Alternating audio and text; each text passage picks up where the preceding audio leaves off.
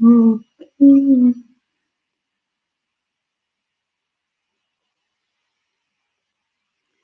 Hello, everyone. Hello. Welcome to the Black Book Art and Finance Fair. Yes, yes, yes. And I am here. We are here. We are live. And we are here with our special edition of Word Alive Awesome Authors. And today, our awesome author is Michelle Broadnax. And Michelle is a powerful woman. And her movement is transitioning to and transitioning through womanhood. And Michelle has she's blessed me by doing shows on Master Grill Radio. And she's a powerful person. She, other than having a wealth of knowledge, she really, really speaks to the heart of the problem.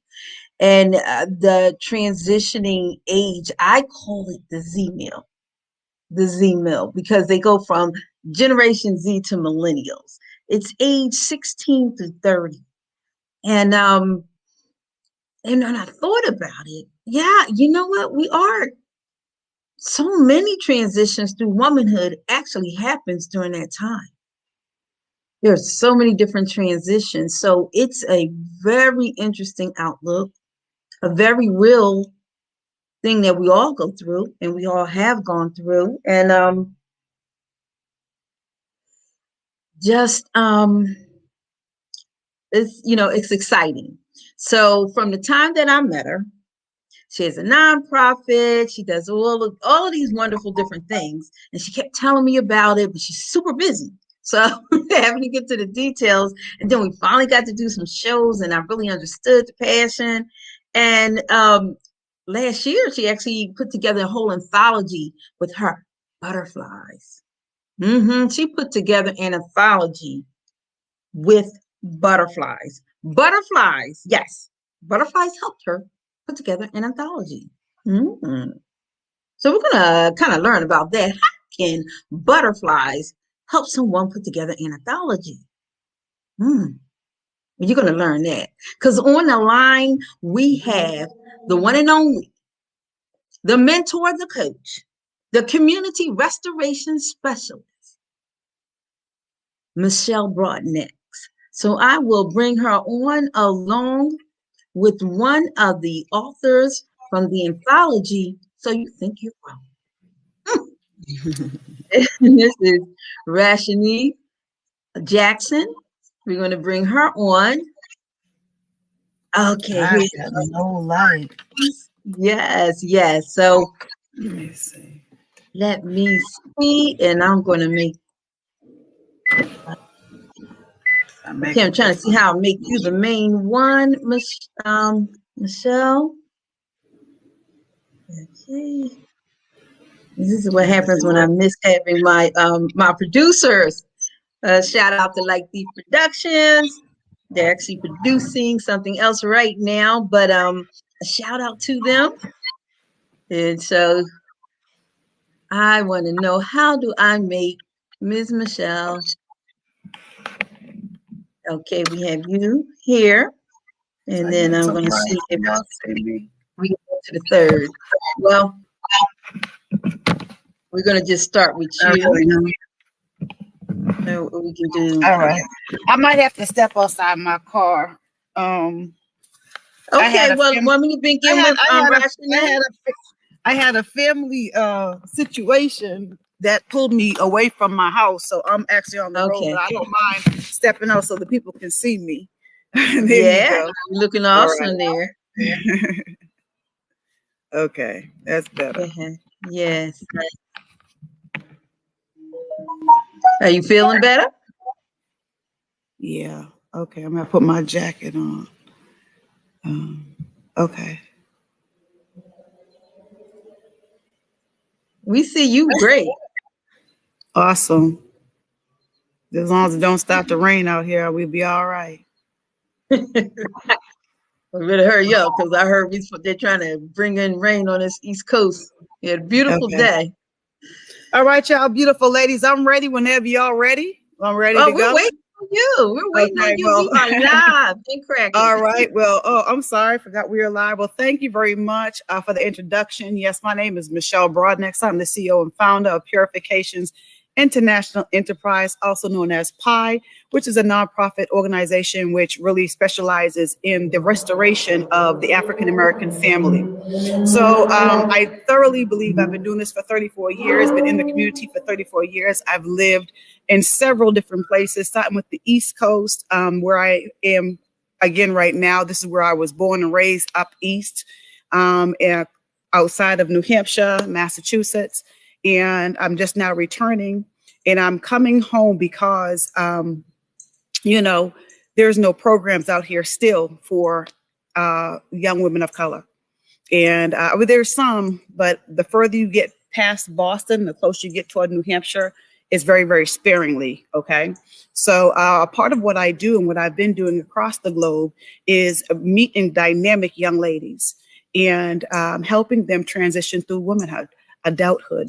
And so for 30 something years, I've been kind of an advocate to our community, saying, hey, look at, we have to move our daughters away from the programming of TV, the programming of things that they show our young women what it means to be a woman.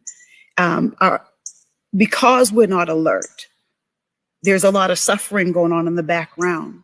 And see, that's where I am. I'm in the street. I'm in the community with them. And so last year, the year before last, we're always doing projects. I had decided to let the girls start to tell their story. So You Think You're Grown is a part of an anthology that are stories written from young African-American women from across the country, including internationally. We have one right now in Nigeria, who is actually in the book right now. And then we have girls from all different parts. So we have them from South Carolina, California, Rajni, who's on the line tonight, who was from California, but now lives in Virginia, and South Carolina and Lagos, Nigeria. So right now we currently have several programs getting ready to gear up. And so, you know, I want to first of all, introduce you all to one of the authors, Rajani Nicole. Rajani has been with me now for 8 years because my organization is not about just name or claim. It is about really building the tribe and getting back to who we were as a people so that we know how to actually go back and uplift and help one another build. I believe at 53, there's an obligation that I have to go back and help those behind me build because we have not built anything. And so I'm very, very in tune with our community. And like I said, my heart and everything I do is for the restoration of my community, my people. And I don't think that there's nothing wrong with me saying that. And when I look out, and I've traveled in so many other communities can do that, and nobody has a problem with that. And it's not that we promote anything. We work with all women. We work with all women. However, at 53, and I've been in the community for 34 years, I have a responsibility as a woman of color to go back and talk to the young women of color. And so there should be nothing wrong with that. We love everybody. That is about love, and it's about light. You know, and that's really what it is. But I want the girls, again, to stop to tell their story because there's so much hidden trauma in our community. And what we don't, I work with another nonprofit that deals with mental health. And we deal with those that are coming out of prison reentry program. We deal with the elders. We deal with the Americans with disabilities. And, you know, the services are there, but especially out in places like here, we're very spare and rare and in between. So as an adult dealing with that, that's one thing. And then all of where we're at in the racial tensions of America right now, dealing with that as an adult is very difficult. If you were watching the trial the police officer, the men, those were grown men on the stand that were breaking down, crying, talking about, you know, they're feeling what he was calling for his mother. So if you think that the post-traumatic stress disorder is heavy with adults, then what do you think that is going on with our children? And there's so many things that are wrong, that are going wrong in our communities. And it's time, you know, so my program, we don't just come in, you know, throw things at the girls, hey, buy this, hey, buy that. No, it really is, we walk with them. I transition with them through womanhood. Rajani has been with me for 8 years. I've been transitioning with her since she was in her 20s. She is now going to be 32 in 2 weeks. So as she transitioned through womanhood, as she's transitioning through, I am still right there beside her. Okay. This is what it's about. It's about being the example. It's not about a name. It's not about having a big name. It's not about all the finances. It's about the blessing of having the ability to say, this is what I do. Walk alongside of them. Even if there's nothing else that I can give them.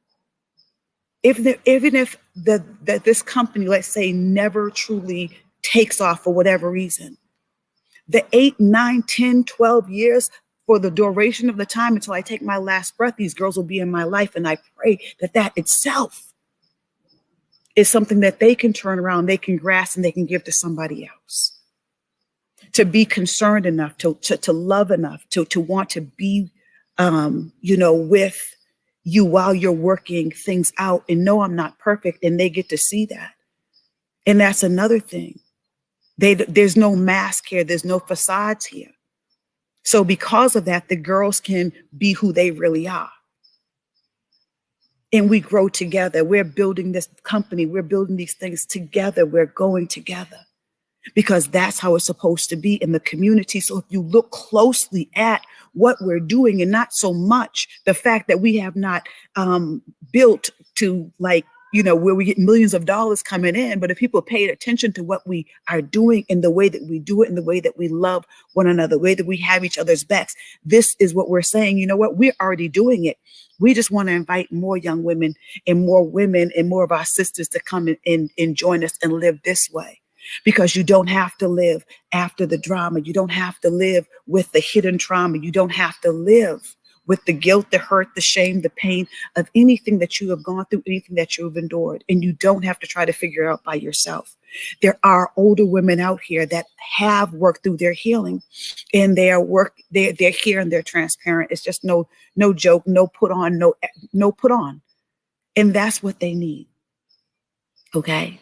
And so that's what my organization does. And we also produce products for them. So we build relationship, we grow together, but there's also products that they have. There's workshops that they have. There are things in ways that they can earn money. So they learn entrepreneurship so that they can actually be the boss and then start another organization, hiring, because what's the other thing that we're missing in our community? We're missing jobs. So in PI, we no longer want to go and knock on doors for jobs. We want to actually teach the young ladies how to collaborate, work together on a project, and then go forth and earn income. And with that being said, this project is one of the many projects that Rajani has been on with me over the 8 years. And so I'm going to let her come in and talk a little bit about, you know, just her being here, being a part of what we're doing, and then she will grace us with the reading of her.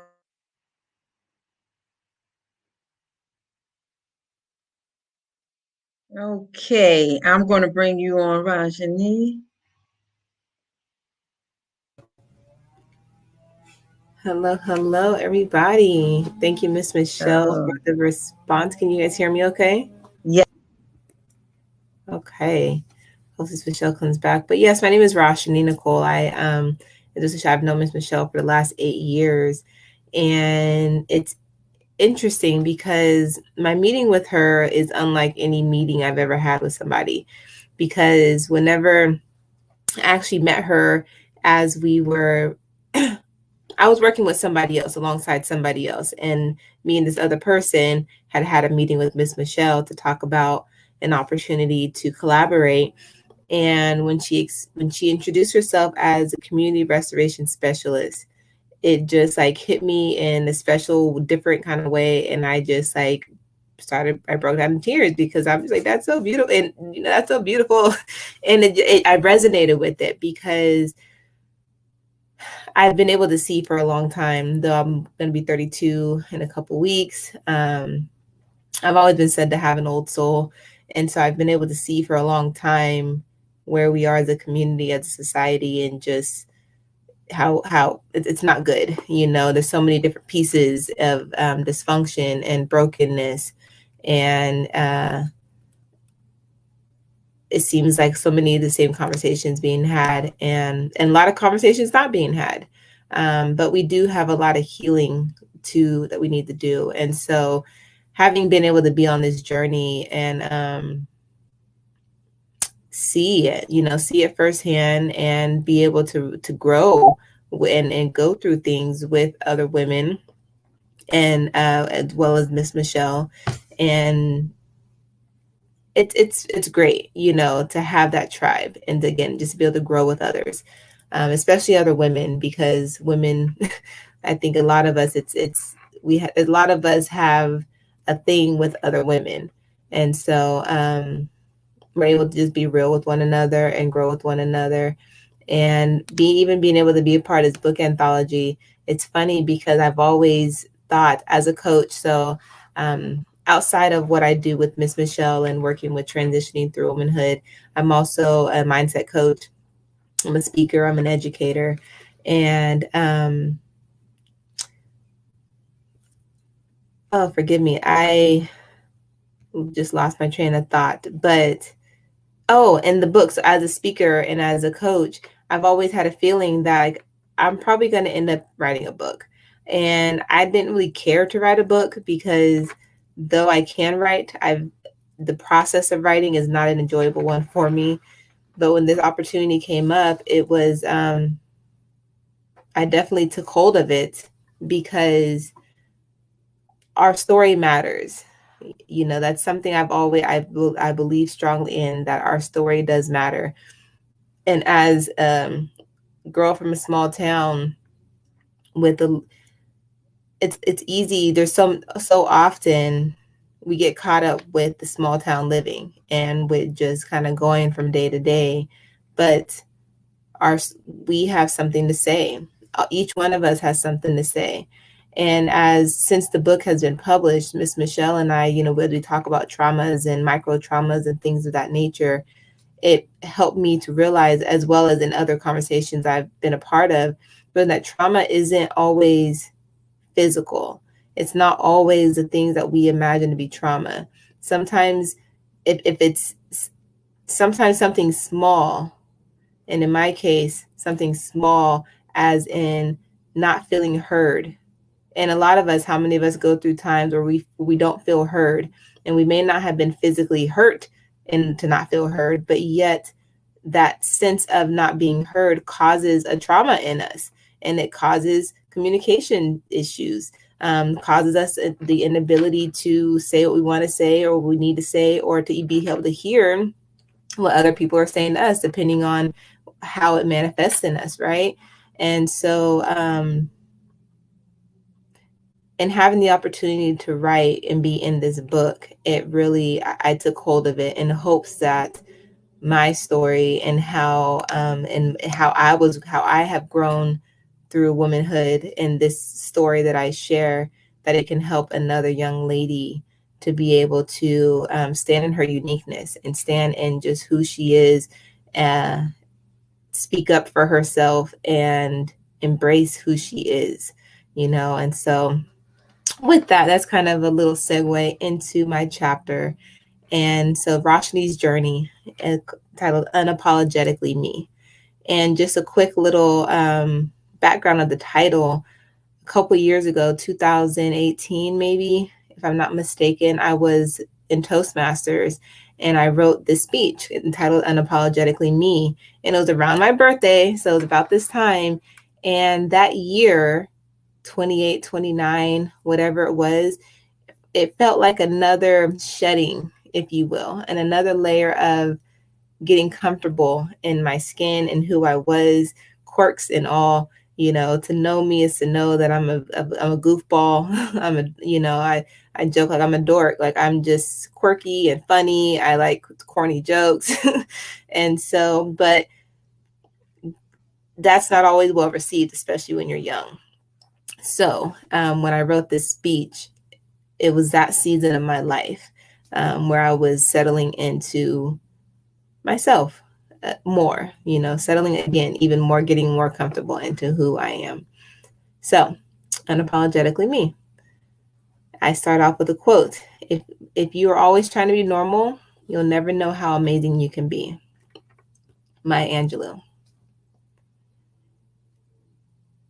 Hey, I know I don't know you personally, but I feel a connection to you. Like we're two pieces of the same beautiful tapestry that covers the world. As two pieces of the same story, divinely connected, my hope is that even just a piece of my story will touch you and give you wisdom for your journey. The world needs you in all of your glory. Don't dim your light for anybody. Shine on. How I forsook myself. I'm going to start my story around the age of 12 or 13 because it was around that age that I was beginning to explore who I was and where I fit into the world and with whom. Emphasis on the with whom, because the with whom you fit with or try to fit with makes all the difference in where we end up.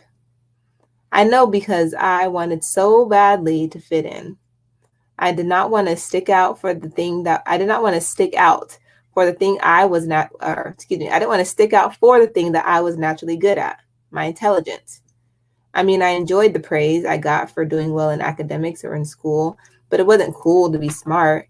So I often felt out of place. I wasn't the athletic, center of attention, popular girl everyone wanted to hang out with. I was a smart, sweet, shy girl who liked to read and made the honor roll.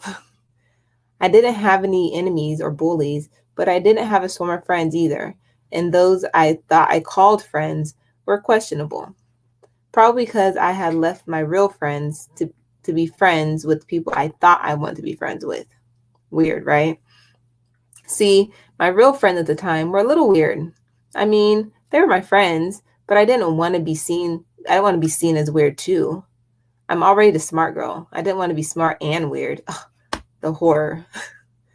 So I left my real friends to be around people who I didn't have any real interest in me. So I left my real friends to be around people who didn't have any real interest in me. Growing up as an only child, I found enjoyment in books. And when it came to my classwork, my mom didn't play. School came first, always. When I got home from school, homework had to be done before I could go outside and play or do anything fun. My mom made it clear that if I had any questions on my schoolwork or didn't understand something, that I needed to ask my teacher before I came home. Oh, and she had better not get a negative report from me, from my teachers. I guarantee you it wouldn't have been pretty. So with that kind of parent, I didn't have the privilege, if you want to call it that, to slack off, act up, or hide my intelligence as so many youth do today. But I'll admit that there were times when I was embarrassed about participating in class and always having my work done. Silly thing to be embarrassed about, don't you think? I remember classmates asking me, Roshni, you like school? And while I never liked school, I always enjoyed learning. So I guess I did like something about it, but I would never admit it. While I didn't get into trouble in school, it was in these middle school years that I began to forsake my true self in the vain attempt to fit in with people who served me no good. Yeah, they were nice-ish to me, but they weren't really my friends. Yet I spent so much energy trying to be accepted by them. I guess you could say I did fit in at some point. I was in the mix. People knew me and liked me. I knew the songs, the stories, the people. I was at the parties. But you know what? even when I was fitting in, I wasn't. It never really worked. No matter how hard I tried to be like others, I couldn't. Even when I did what they did and said what they said, went where they went with them, it wasn't me. And I knew it. I knew it because I felt it. Yet off I went, following behind the crowd while forsaking myself. So how did I forsake myself, you ask? Well, I gave up a hobby I enjoyed. I enjoyed reading because of what I thought others thought. Read that again. I stopped doing something I enjoyed because I thought people who I no longer associate with would disapprove. Now, as a woman who understands the value and power of reading, who wants to read more, it sucks that something I once enjoyed so much and did with so much ease now requires real effort to sit down and do for 30 minutes without distraction. So I ask you, what might you have given up or be giving up because of what you think others may think or say about you, whether they ever do or not? Don't lose or hinder that part of you. You may find yourself needing or wanting it later. Second way I forsook myself was I gave up quality friends at the time in order to associate with people I thought I wanted to be friends with, only to find out that we had very, very few things in common and few conversations worth having. In all, a general waste of time. Though thankfully I was able to learn from it. So I ask you, is there a person or people in your life that you let go of or have been neglecting for the opportunity to hang out or be friends with other people? Take a moment and think about why. Status, popularity, image, to belong. Trust me, it doesn't work. Whatever acceptance you may receive from this other person or group is conditional, meaning you'll have to always perform or pretend to some extent to be accepted. You won't be able to just be yourself. And being anything other than yourself is exhausting and robbery, not just to you, but to the world. The third way I forsook myself is I allowed myself to act out of character and get involved in things I would not have probably gotten involved with. Drugs, drinking, unnecessary and unsatisfying sexual partners, shoplifting, had I not been trying to be cool. So I ask you, are there some things that you do or have done that you do simply because you want people to hang around? Just because the people you hang around do it? You might not even like it, but you force yourself to be it. Excuse me. So you force yourself to do it so your friends don't make fun of you. Well, can I tell you something very important? Anybody who makes you act out of character does not have your best interests in heart. And if they don't have your best interests at heart, they are not your friends.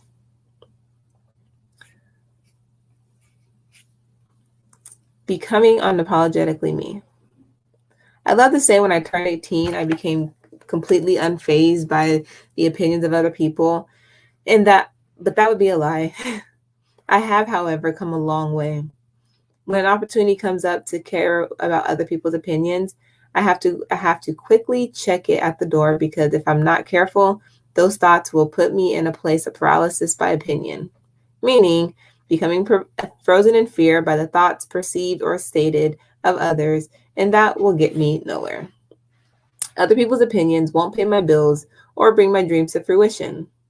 Therefore, other people's opinions will only have as much power in my life as I allow them to, and for as long as I give them power. It wasn't until 2018 when I first began settling into being unapologetically me, when I wrote a Toastmaster speech by the same title about embracing myself, quirks, flaws, and all. It was in this year I grew more comfortable with myself and began to feel less of a need to try to impress or be approved by others, especially in knowing that fitting in with the norms is overrated. Ever heard of keeping up with the Joneses? Well, in doing so, what you'll realize is that statistically speaking, the Joneses are likely sick, depressed, in debt, and divorced or on their way, but they just hide it really well. So do you.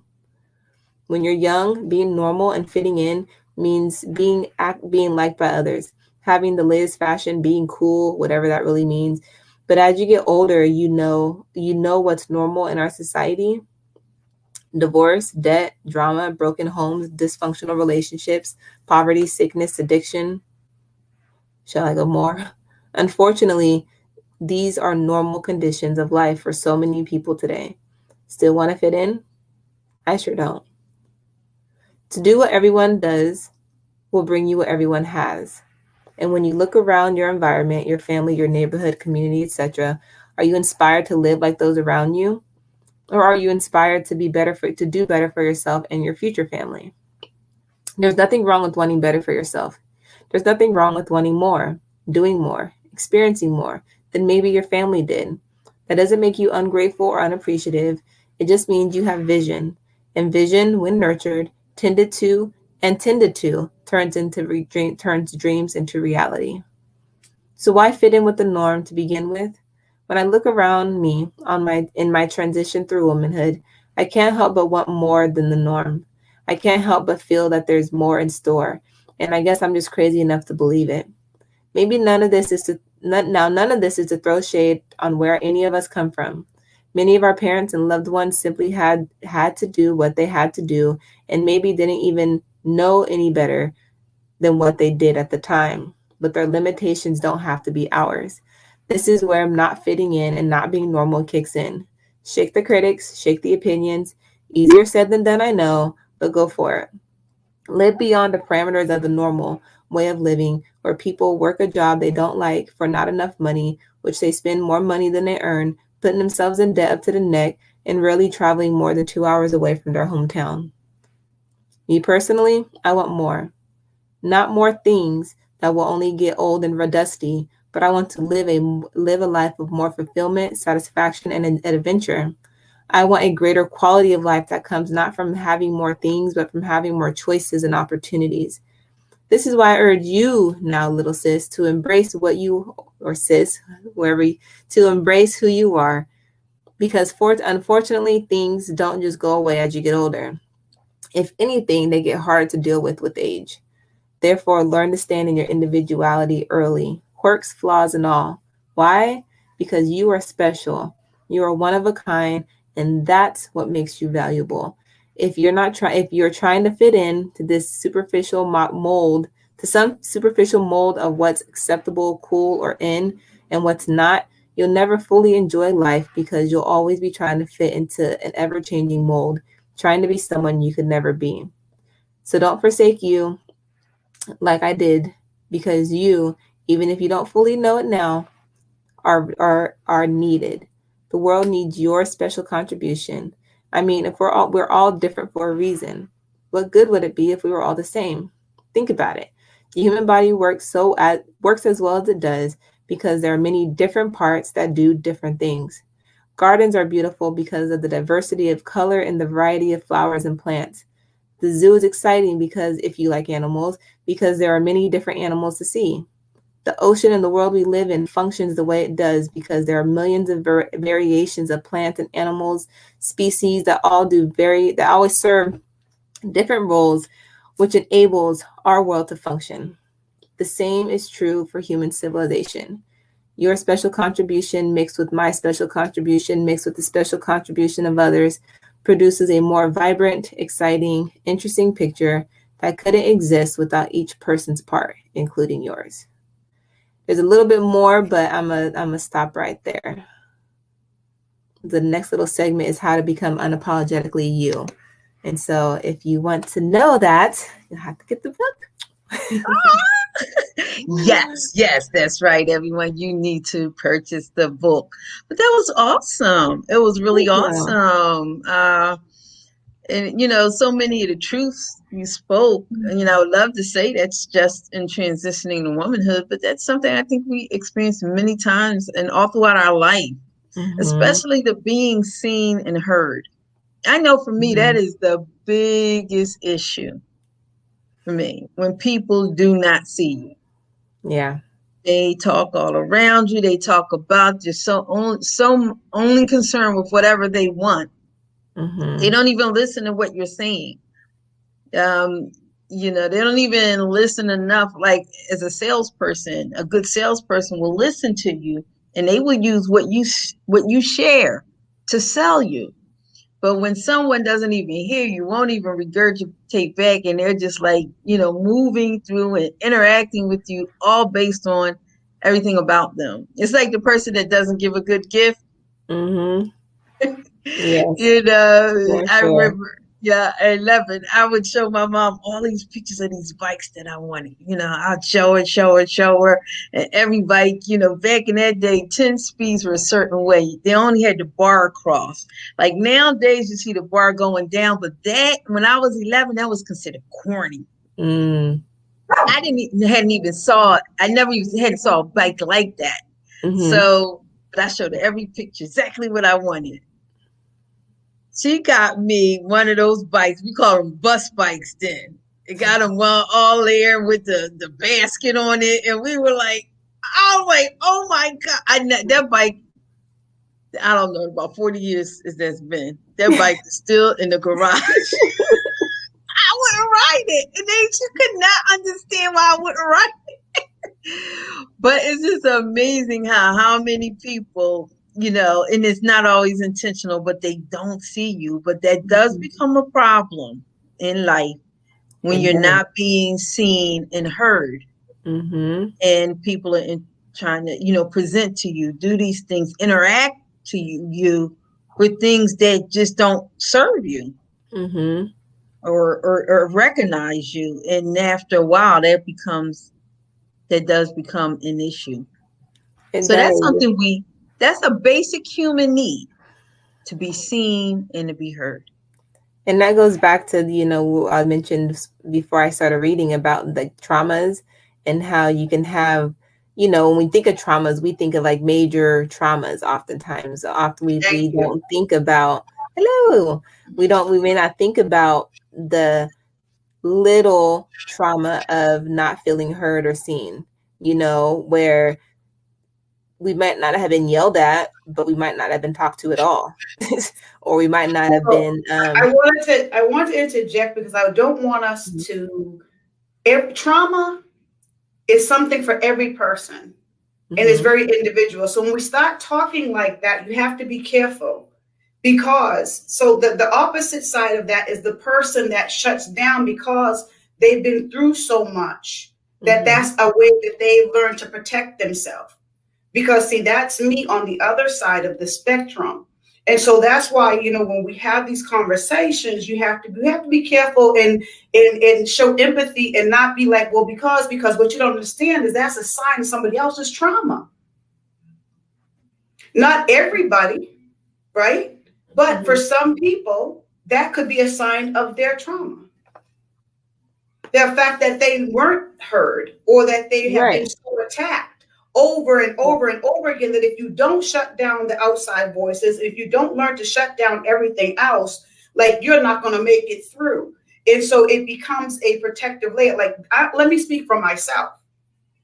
Okay. And so, and this is the beauty of being able to walk with people and walk with people for a while. Because me and Raj, we're talking about this because we're both growing. As they're growing, I'm growing too. As they're transitioning through womanhood, I'm transitioning too. I'm at a whole nother transitioning spot now where I'm waking up sweating. Okay, so we ain't never done with this womanhood. There's always something else to transition into. But the beauty is that starting with her when she was about 25 or 26 years old, and seeing that the vulnerability or the quietness, into now who she is at 32, it's a completely different person. Okay, and so she'll be like, hey, Miss Michelle, pipe it down. Like, we gotta talk about this, and it's a joking thing, but it's something that seriously that we were just talking about today, because these are the things that make us authentic. These are the things that she has a voice now. So at 26, she might not have been as clear to tell me, hey, Miss Michelle, you know what? Okay, I need to speak. I need to be able to, hey, Miss Michelle, hey, and also back then, I probably couldn't have received that. So we're both now have grown and matured to a place now where the conversation can come and I can explain, well, you know what, baby girl, I'm sorry, that was how I protected myself from so many things. And because she's walked with me for 8 years, she can understand perfectly why I might shut my ears down when people are talking, because otherwise, honey, we wouldn't be here right now with the level of things that I've had to endure. And so all I say is that when we're talking about trauma, always remember it's my trauma and what, you know, I hate to say my trauma because that's that Western thing and I don't like to claim anything. But when we're speaking about traumas, to personalize and not try to point out when we're personalizing. Does that make sense? Mm-hmm. Does that make sense? Like, okay, so me saying, you know what, my issue is that my trauma was I've heard so much negativity that I shut my ears down. And now that I'm healing, now that I've gone through so much of a healing process, my ears are starting to open again. So now when Rajani says, hey, Miss Michelle, you're talking over me, I need to, it's like, okay, it's not, and then now I have to go to work.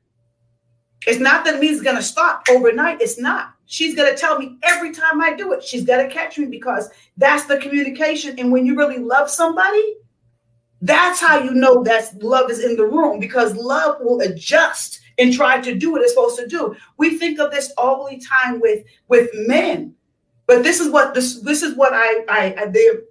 relationship I have with these young ladies, because we all do go through trauma. We have lived experiences, but how do you now come together and work together without allowing, you know, without sitting there being quiet and letting somebody flick your trigger. Mm-hmm. So that's another stage of development. It's another stage of saying, you know, I care about her enough to say, okay, I know that I might still do it and understand that I'm not doing it but I've been doing it for so long, but I want to hear you. So when I do it, let me know so I can correct myself. See, because that's love. Mm-hmm. And when the girls can see that type of love, that's what we're supposed to be showing them, communication with one another. And for her to know that it's okay. And Raj knows it's okay. Maybe not so much 26 years ago when she first met me, but we've been together for so long. This is what we do. This is the development that our community needs. Because our generation has trauma as well. And a lot of us have not dealt with our trauma. And so therefore we're traumatizing and not knowing how to reach back. And some people reach back with so much heart, but if you're not healed, you will re-traumatize. And for many years, I'm just blessed that these girls have stayed with me through all the transitions that they've seen me go through. I remember one time when Zane went to do my hair and I was so upset and made her cry. And, you know, I have transitioned along with them. You know what I mean? Because I was very broken. And the girls know that. I don't hide that from them. They understand my scars, my pains, the things that I've gone through. Why? Because it's necessary so they can also see a woman that will still, you know, go forth, and a woman that has a spiritual life and she's not perfect. And so we help one another with the trauma. And I just want to keep bringing that back, because right now Raj and Zane have a new, I'm passing the baton. Okay, Raj and Zane are now taking over, transitioning through womanhood. And I'm very excited. They are ready for it. And they have a class coming out May the 6th. Mm-hmm. And you'll see Zanita, who's also in this book. I'll read a little bit, or I'll have Raj read a little bit of one more person's chapter, because honestly, like, this book is full of many different levels of trauma. So I do forewarn, and we do put out disclaimers that we have young women who have been sex trafficked, and they are in there. So we have some really heavy topics of, and it's real. It is real. So I'm going to let Rajani read just a little bit, not even a whole, as much as like maybe a page or so of somebody else's, or maybe 1 or 2 pages of 2 people's. We have some time, but you see, I'm flashing. So I need to go get some water. Well, wow. I know that feeling, Michelle. Oh, wow. But so we're going to take a quick break, and what we'll do, we're going to show a commercial, a video that'll give you a moment to get some water and everything. And then maybe come back and you'll give us a breathing exercise, and then Raj can go on and read a little bit more. Is that okay? Yeah. Awesome. Awesome. So we're going to bring up one of our, just to let you know, the Black Book Art and Finance Fair is made possible because of Girl Magic, Ebiz Travel, October Gallery, Light Thief Production, and Unite for Action. And we have a fundraiser that's going to kick off this Friday, February 23rd. And the fundraiser is called the Readathon. Yes. So we're going to get so excited about reading that we're going to fundraise around reading. So each person, what we're going to want you to do, this is how it works. Simple. You just come and you go to Unite for Action, and you'll be able to access the Readathon fundraiser. And all you have to do is get a team page, and you have to commit that you're going to read 10 books between between April 23rd and May 15th. That gives you almost 3 weeks, almost 4. You have 3 weeks to read 10 books. That's your commitment. And then you take your team page, and people will donate so much money per book that you read. And we're asking them to donate as little as 50 cents up to $100. It's only 10 books. And you donate money. And then what happens is 40% of the funds that are raised, they are credit for our youth who are fundraising to purchase new books at the featured bookstore. So we have a featured bookstore, and they can go to the bookstore and use 40% of the funds that they raise to get new books. The other 40% of the funds goes to Unite for Action, a 501c3, to their educational fund. So it's a great way to, it's like you had a 4 times whammy. We're getting people to read books, and I call it fundamental. And then we're raising funds for them to purchase new books. So it's either going to be young people that are in school or school libraries. So school libraries may also participate in the fundraiser. And then also you are benefiting Unite for Action Entrepreneurial and Education Fund. And you are benefiting a Black bookstore, because the Black bookstore is where the money is spent to purchase the new books. So one donation goes 4 ways. It's pretty awesome. So that is our readathon. And we want to again thank all of our brand sponsors that have made it possible. And we are going to go through a couple quick little commercials, and we'll be right back with Miss Michelle.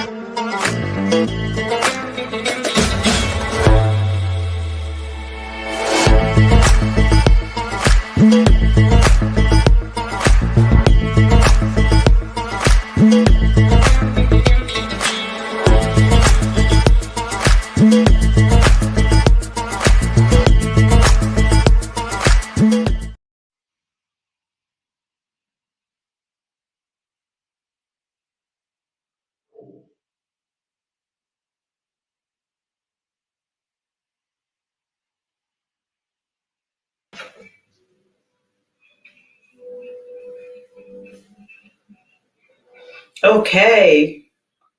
All right. So talking about trauma and basically what you just seen with me and Rajani, that's like real life. Excuse me. It's always training, talking, communicating, and we're very transparent. So this is what we do. This is us all day long, and like we don't change. So even though we're here and we're presenting, you know, you've seen us actually just kind of work through something that we were working through earlier today, and I want to share that because you know what, we're very transparent, and so we want women to know that you can come and be transparent with us, and this is who you're going to get. Okay, we work through things just like that all the time.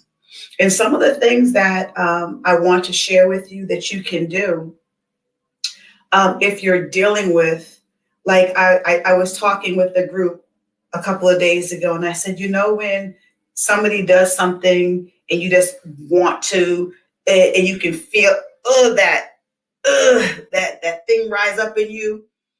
And one of the things when we're talking about really tapping into your power and going through the process to really go into deep healing where you see transformation, where you actually go into the cocoon and isolation and all those things, and your body changes and you actually come out, you know, months later as a butterfly, which is why I call the girls butterflies. There's work to do. And so one of the things that I say, when you feel that in our healing, when you feel that about somebody else, that's when I want you to stop, pause, and really see what it is that about that person that's causing that thing to go up in you and stir up in you. And then I want you to take that very thing and I want you to go to your sacred place. And I want you to lay it at your sacred place. And I want you to say, now show me me. Show me me. Because when we're still going through our healing, the hardest thing and the hardest part of the journey is not external, it's internal. And so when you have layers of trauma, it takes a long time to get through that. And it's not something that somebody else externally can give you. This level of healing can only come from you tapping into that inner soul part of you. And so what are some of the things you can do if you've been hurt and you have not started? The first thing is to learn to get still and to get silence.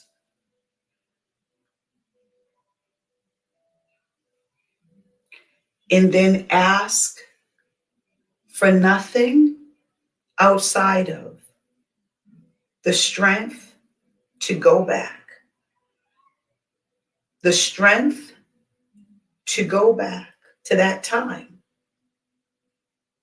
when we were young, when we were a child who had no hidden inhibitions. We could dream whatever we wanted to do. We could be, we had the great imagination before life came. And I say that because we come with our purpose. And sometimes when life, not sometimes, life has a way of taking us and putting holes in us. And when we don't heal those holes, what we do, we fill them with stuff. And those are layers, more layers, more layers, more layers, more layers. And in order to get back to the true, authentic, divine you, the one that it says your destiny was placed in you, you came with it. You have to come off all the different layers, and those are processes. And once you do that, and ways to do that, again, is by sitting still and asking for nothing other than going back and helping you go back.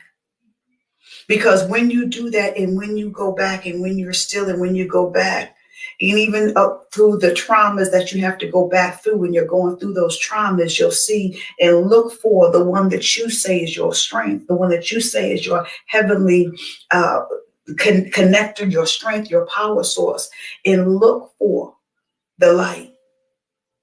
And then when you see it and you understand it, understand that you were never by yourself. Why is that important? Because going back now reconnects you back to not only when we were children did we have that faith-like imagination that we could be whatever we want. We had a dependency upon our parents.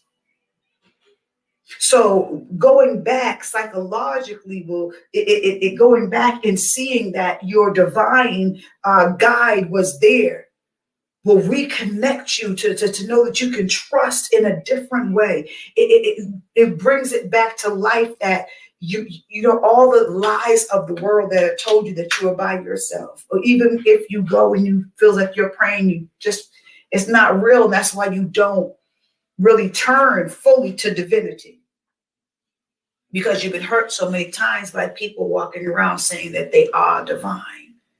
But anyway, so here you go. Going back there, reconnecting, understanding that it's going to take your parents, your divinity, what you believe in, and for you to, the process starts of now being reshaped, remolded, rebuild, reborn by the leading now, because now you are now saying, I don't know anything, I am following. And in order to do this, you have to learn to first be still and ask for nothing but to seek. So how do you do that? Real quick. Relax, get yourself into a relaxed situation. If you like candles, sage, whatever it is your thing is, if you want to sit quiet with nothing, that's fine. Hey, whatever makes you happy. I don't point fingers at anybody. Sit quiet, get still, some soft music if you would like. Be very careful with music. Music has a spirit. So if it's not something that's really clean, better to sit in silence. And until you have an ear to figure out the difference, better to sit in silence. Because some of the stuff that you play that you think is not, because the people that are producing it have dirty hands. So be careful with the music that you choose. Get quiet, sit, breathe in from your stomach that you can feel it up. 1, 2, 3, 4, hold. 1, 2, 3, 4, release. Where you can hear it, 1, 2, 3, 4. And then you're going to do it again. So you can pull it in, 1, 2, 3. You can feel the breath coming up, hold.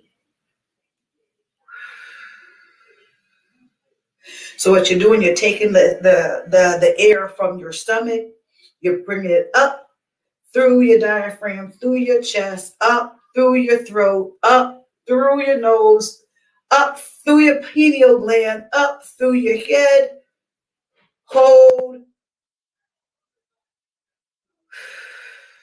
and then release. And do that as many times as you need to still yourself. And if you're sitting and you're thinking and your mind's racing and all these things, it's normal. It's normal. Don't worry about it. But if you keep pressing, and you keep doing it, even if you try to do it 1 minute a day for a first couple of days, then move it to 2 minutes, then move it to 3 minutes. Before you know it, you'll be there for an hour and you won't even realize it. Okay? So that's one of the breathing exercises that you can do. Another thing is, of course, our affirmations. Remember, your words have power. You have to be responsible for what the words come out of your mouth. Be careful for what you're saying, even when you're joking around, because you don't want to speak anything into existence that should not be. Here's the thing with your word. Not only watch what you say, but keep your word, even on the smallest things. Because when you give your word, you're making covenant with people. Our job, my job, is to bring back the good character to this place, to show people what it looks like to look and live a way that is conducive to what we say we're supposed to be, as far as what I believe. So whatever you believe, live it to the best of your ability. And I say, stop playing, because there's young ladies out here like Rashani and a whole multitude that need us, those who are watching, who are in my age group, to stop playing and stop doing the put on and to really get healed. And so for that, right now, as I pass it back over to Rajani to read two more of just a little bit of the young ladies chapters, it is time. It is time for us to heal. And that's what I'm doing. So I'm passing the baton for them to deal, with their generation. But for my generation, I'm here now. And I'm saying it's time. I know we know the games. It's time because they need us. Go ahead, Raj.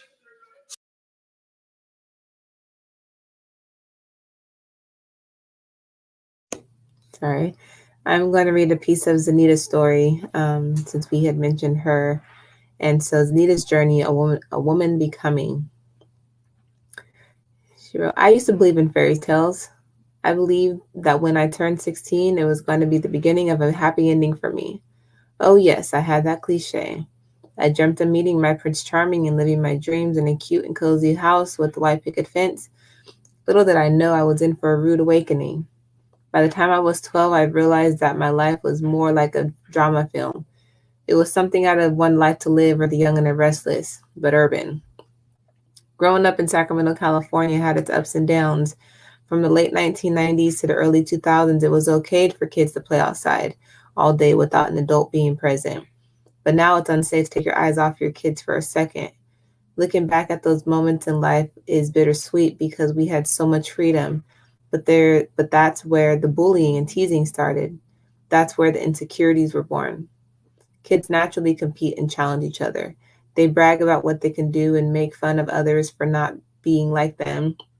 This critical comparison they have towards each other often kickstarts a lot of mental and emotional obstacles, especially if there is no counter positive encouragement to or influence in the home. When I was growing up, self-care and positive affirmations were not things I was aware of, and therefore I couldn't practice them to help build up my confidence against the insecurities that were developing. Instead, I was taught how to survive and prevail.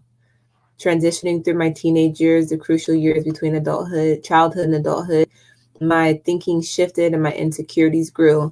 My focus changed from what can I do to how do I look, not to mention all the normal pressures that came with being a teenager. These teenage years can make or break you mentally. At this age, you are old enough to understand what's going on around you, and oftentimes that understanding comes with sorrow. My teenage years were very scary because this is when I began to develop anxiety. I started to stress about everything because I could no longer be childish. Yet I couldn't be too grown either. In my teenage years, I was mostly concerned with my appearance because sadly that's what I got teased about. Because of the beauty industry's influence, I had corrupted view of what beauty was, and apparently so did my peers, because I didn't think I was beautiful at all, and they merely confirmed what I already believed. But of course, I didn't understand back then what it meant to be beautiful. So that's a snippet of Zanita's story of woman becoming. And then I could share a snippet of Sequoia's story. Yes. Okay. That's the one I was going to pick. See, we're in sync because that's the other one I was going to pick. Okay. So go ahead. Yeah. The Sequoia's journey, a journey to self-love. From foster care, exploitation, and a dysfunctional upbringing to blossoming into a woman that found her value in self-love. Even though the path was rough, nothing can stop Sequoia because she is an example of living your true purpose. When you are telling your story, it isn't always an easy process. When I sit back and reflect, I want to speak to my younger self.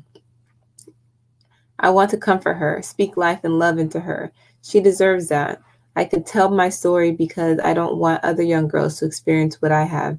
Sadly, there are many young women who have experienced everything I have that may currently be experiencing it or have in the past. So maybe I can be a voice for those young women to show them life does get better. You can start writing your own chapters in this story we call life. When I was 4 months old, my father went to prison on an attempted murder charge. My mother, who was only 17, was left to raise me on her own.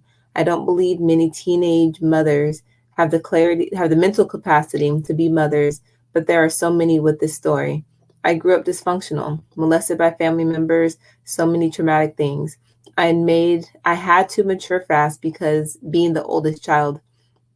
Once I became a teenager, I had a sense of I know everything because I had seen so much in my short lifetime.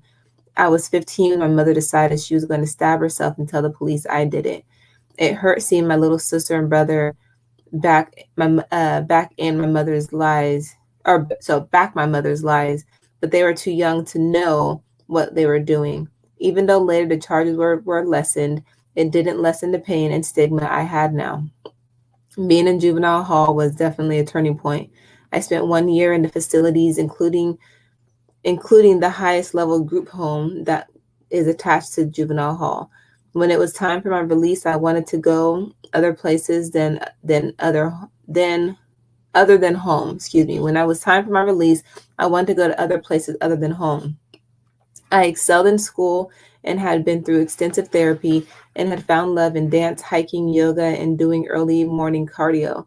I wanted to keep up this newfound me. I was able to stand out with my achievements. It felt amazing to be able to notice all the great things I could do. Instead, I was forced back home.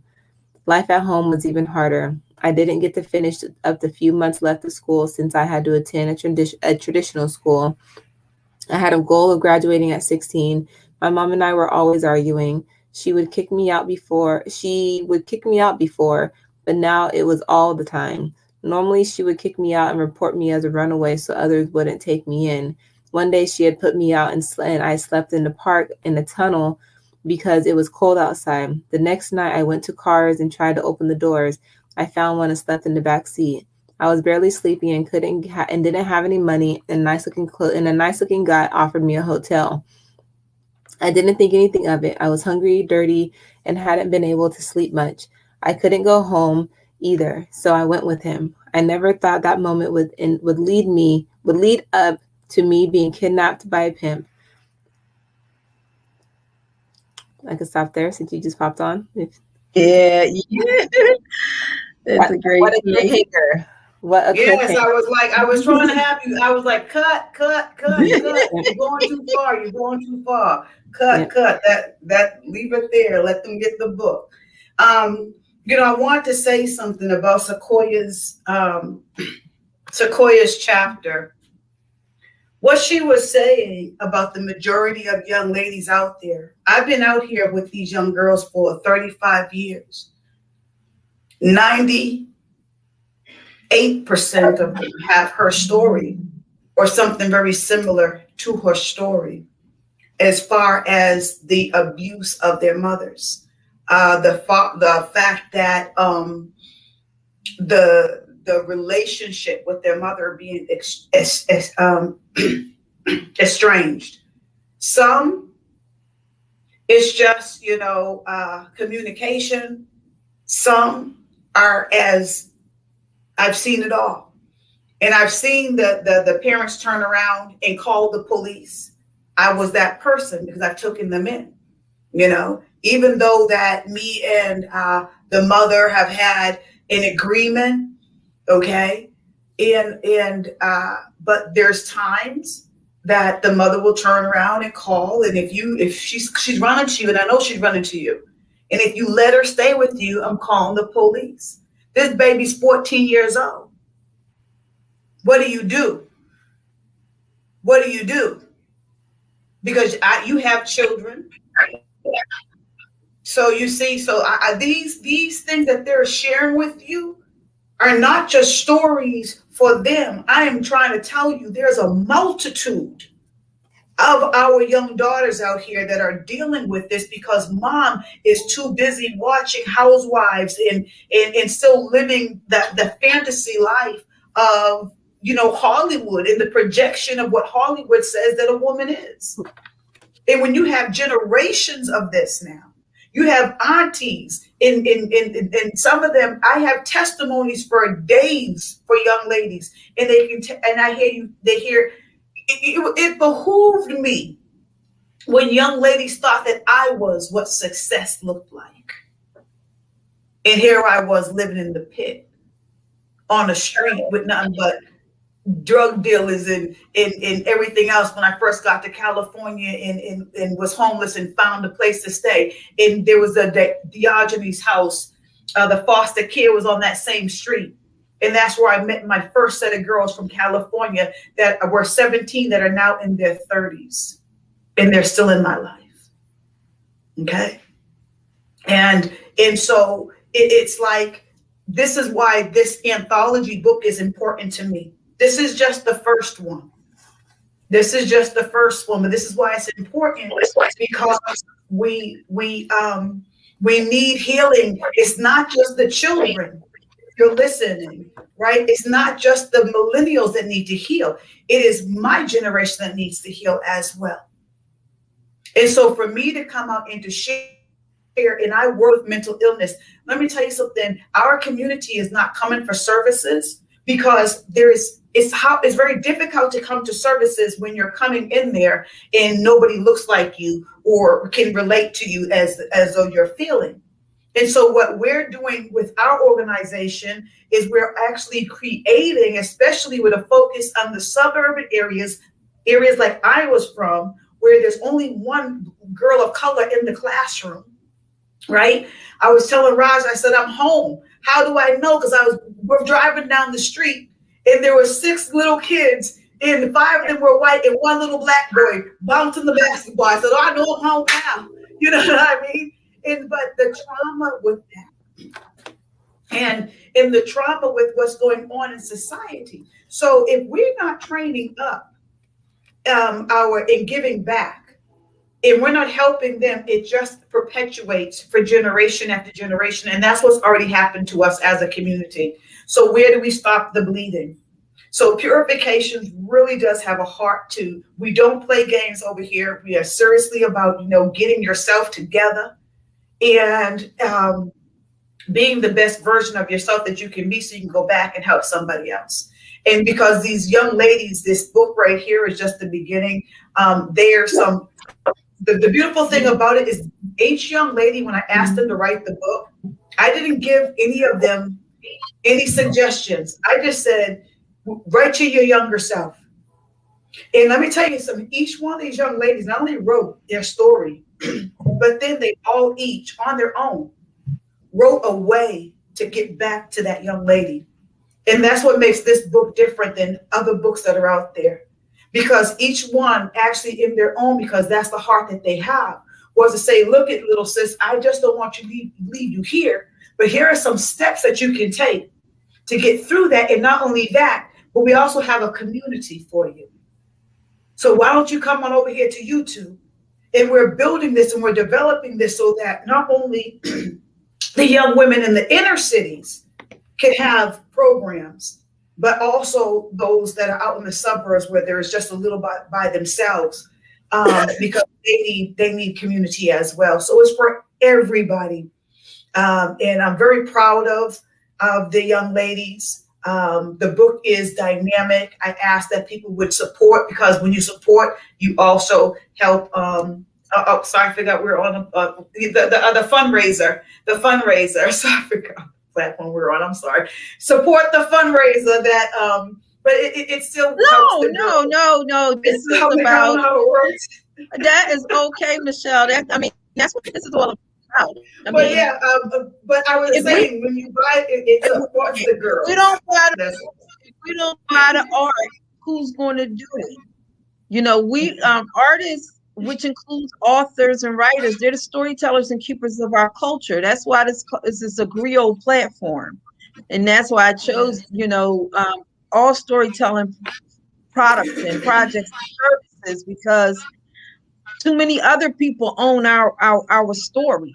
And if we don't claim our stories, tell our stories, and then own the stories, then that's what happens when other people can twist them and turn them and then use them against us. And we don't even, and then we don't begin to know ourselves.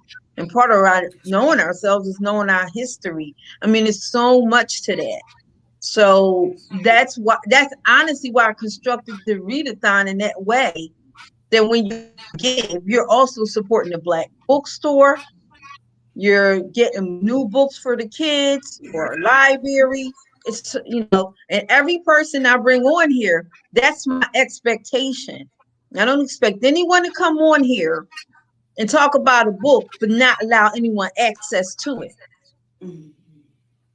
That don't make sense. If you're here listening and you see something that can feed you, but I'm not going to allow you access to it. No, and you've chosen the show, right? That wasn't where I was going. I knew they'd have access to it, but we'll talk about that later. But I knew they'd have access. I mean, it's okay. Whatever you want to say. Like I said, this is your hour, your platform, and the purpose. So actually, I'm actually done. We have given, I think, a lot of information as far as the book. You guys know where to go get it. I would say, what we are looking for right now are people to be referrals, to let people know, hey, Raj and Zane are here. You can hear these young ladies. You see her. They're dynamic. They have their own companies as well, working together. So, I would just ask that we would push them and support them. And it's online. So no matter where you're at, whether you're in Detroit, California, it doesn't matter. You can jump online. Not only do they have dynamic stories to tell, but like I said, they really go through modalities of healing. But then at the end, they're going to show you how to make some money. Okay, so we do entrepreneurship.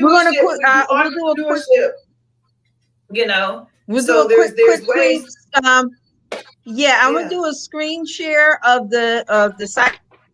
And if you guys walk through it, I did post the link in the comments, but I'm a screen share, and then you can walk us through, what you need us to know. It looks really dynamic, guys. It really does. It looks real dynamic.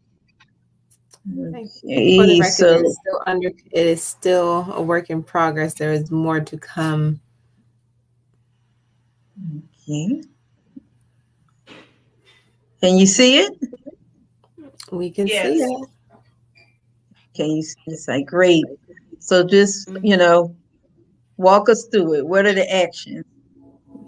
So the actions on this step is, this is kind of really a preview to what we're going to be going 3 months in depth on. And so a person can come on here. We're going to give you for free 7 action steps that you can begin to take on how to step into your personal power. And you can get access to that by just filling out the form there. When you click on that, you'll get sent an email confirmation that you'll need to confirm. And then you'll get access to the 7 steps. Because again, it is under construction, I don't have the in-depth information about the event that we're going to be having, but I do have that you will be getting more information from us.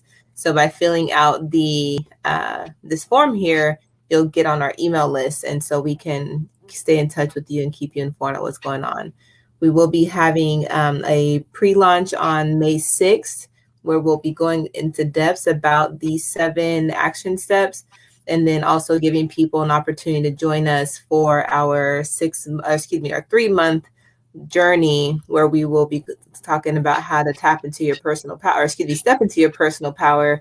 And these action steps are pieces of it. So get on and get on our list, get some resources that you can begin to take action on right away, and then come back with us on the 6th and we will go in more in depth about the 7 steps that you get access to, and then also open it up to what more we have coming, which is a lot of great, wonderful, dynamic things. So May 6th, everybody hold that date, May 6th, put it in your calendar. yes. Go to the site, we're going to post the link, plus you'll be able to find it on blackbookfairlive.com. And when you go to school, you'll find Michelle, you'll find it under sessions. You'll probably find about 3 or 4 places on that website, on the Black Book Fair Live website, and you'll be able to click. So just go to the website, get your free 7 steps to personal power, and from there you'll be in the loop to get all the information. For the meantime, mark your calendars for May 6th. The company is Purifications, so that's what your email will come from, Purifications. And I'm going to go because I want to make sure you guys keep me in the loop so that you have my it will actually, can I just correct that? It's actually, the email is going to come from transitioning2@gmail.com.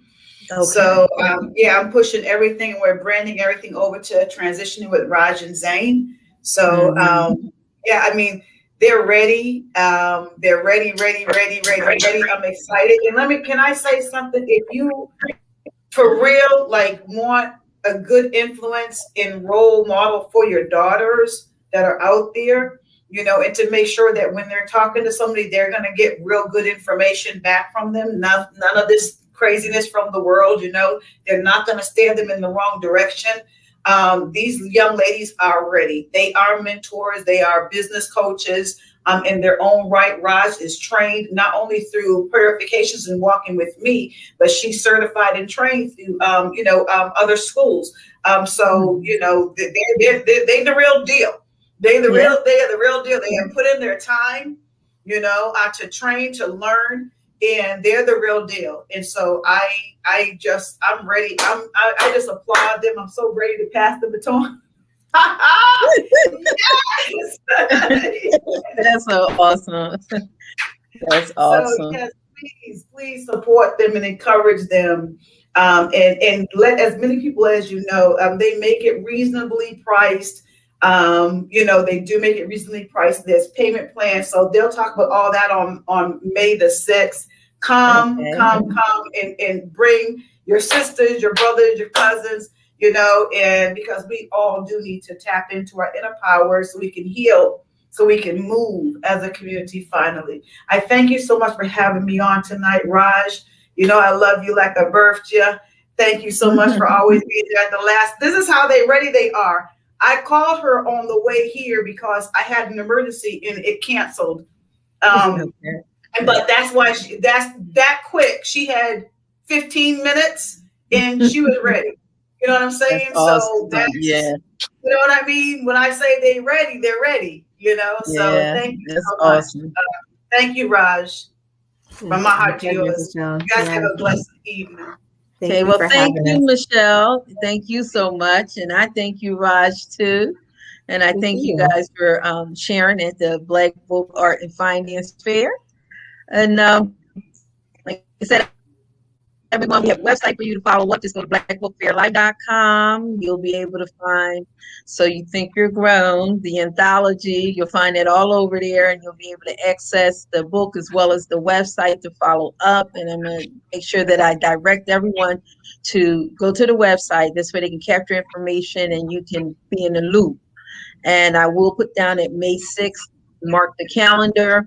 Is that going to be a live event, online, or is it going to be a hybrid? Raj? It'll be Zoom. It'll be on Zoom. Okay, all righty. So that means you can access it from anywhere. All righty. Yes. So once you get on the list, I will send out information for registration so that way you can get access to the Zoom link. All right. Great. That's awesome. Yeah. So now we're just looking for everyone to come back here, and we'll have Lightspeed Productions with us on Friday evening. Or Faith Moore McKinney. She's the one that's been doing real radio, our host for a while with Beyond Talk. And she has a book called Schmingling. So we're going to schmingle, baby. but it's the art of networking and blatant self-promotion. So we're going to Friday evening after work learn how to network. Faith is like everybody. She connects with everyone. So she's the great connector, and we're going to have fun while we learn. And she's going to end our awesome author series. And then Saturday is the last day. We have a full day. We start off with comic book creators. Then we go on connecting with art. Very important, guys. This is the one of the oldest African American art galleries. The importance of art and the importance for us to all have a role. Just to let you guys know, in this generation, we have had, like recently within the past year, black paintings sell for 7, 8 figures. Not one dime went back to the artist or the black community. So, sometimes things glitter that aren't really gold, and we think, so we want to, learn how to control our story. So it's all about controlling our story. Then we got family finances, learn how to grow your finances and how you manage finances as a family, learn your manage and grow your wealth. And then we have a family video shoot. So everybody come back on Saturday with your entire family. And it's the forgiveness video. And we're going to roll out with that video, but you're going to get a free copy of the music. And he's going to show you how you make that same video, but with your family instead of his family. And it's going to have, and you can win an ancestry kit. We have a whole ancestry DNA kit. We have 3 parts to it, and you can win. So just come on out, and that's how we're going to end the Black Book Art and Finance Fair. And thank you all so much again, and you stay phenomenal. You say phenomenal. Bye-bye. All right. Thank See you you. later. Because I was laughing at your face. And I'll tell you after. She's so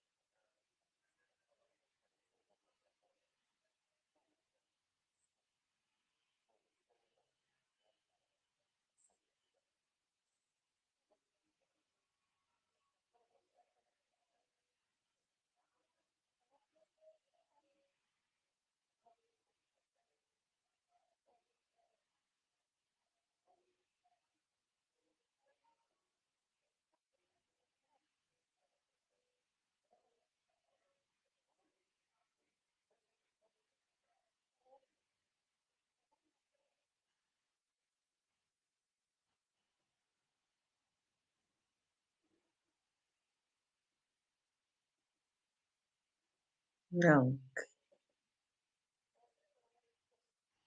All right.